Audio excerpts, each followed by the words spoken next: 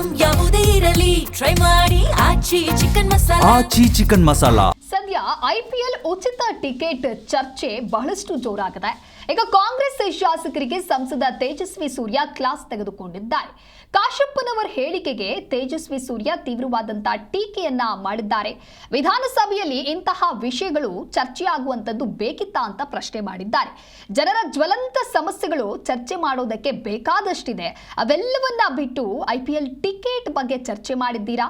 ವಿಧಾನಸೌಧದ ಘನತೆಗೆ ಇದು ತಕ್ಕುದಲ್ಲ, ಧಕ್ಕೆ ತರುವಂತ ಕೆಲಸವನ್ನ ನೀವು ಮಾಡಿದ್ದೀರಾ ಅಂತ ಹೇಳಿ ತೇಜಸ್ವಿ ಸೂರ್ಯ ಟೀಕೆ ಮಾಡಿದ್ದಾರೆ. ಶಾಸಕರಿಗೆ ಯಾಕೆ ಉಚಿತವಾಗಿ ಟಿಕೆಟ್ ಅನ್ನ ನೀಡಬೇಕು? ಇದು ಅವರಲ್ಲಿರುವ ಅಹಂಕಾರದ ಪರಮಾವಧಿ. ಟ್ವೀಟ್ ಮಾಡಿ ತೇಜಸ್ವಿ ಸೂರ್ಯ ಆಕ್ರೋಶವನ್ನ ವ್ಯಕ್ತಪಡಿಸಿದ್ದಾರೆ. ವಿಧಾನಸಭೆ ಹಾಗೆ ಪರಿಷತ್ನಲ್ಲಿ ಶಾಸಕರು IPL ಉಚಿತ ಟಿಕೆಟ್ಗಾಗಿ ಗೋಗರೆದಿದ್ದಾರೆ.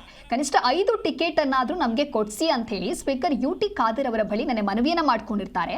ಶಾಸಕರ ಈ ಬೇಡಿಕೆ ಸದ್ಯ ವ್ಯಾಪಕವಾದಂತಹ ಟೀಕೆಗೆ ಗುರಿಯಾಗ್ತಾ ಇದೆ. ಈ ರೀತಿ ಗೋಗರಿತಾ ಇರೋದು, ಅದರಲ್ಲೂ ಕೂಡ IPL ಟಿಕೆಟ್ಗಾಗಿ ಸದನದ ಘನತೆಗೆ ಇದು ಗೌರವವನ್ನು ತರುವಂತಹ ಕೆಲಸ ಅಲ್ಲ. IPL ಕ್ರಿಕೆಟ್ ನೋಡಲು ದುಡ್ಡು ಕೊಟ್ಟು ಟಿಕೆಟ್ ಖರೀದಿ ಮಾಡುವಷ್ಟು ಆರ್ಥಿಕ ಸಮಸ್ಯೆ ಹಾಗಾದ್ರೆ ಶಾಸಕರಲ್ಲಿ ಇಲ್ವಾ ಅಂತ ಹೇಳಿ ಕೆಲವು ಸಾರ್ವಜನಿಕರು ಕೂಡ ಪ್ರಶ್ನೆಯನ್ನ ಮಾಡ್ತಾ ಇದ್ರು.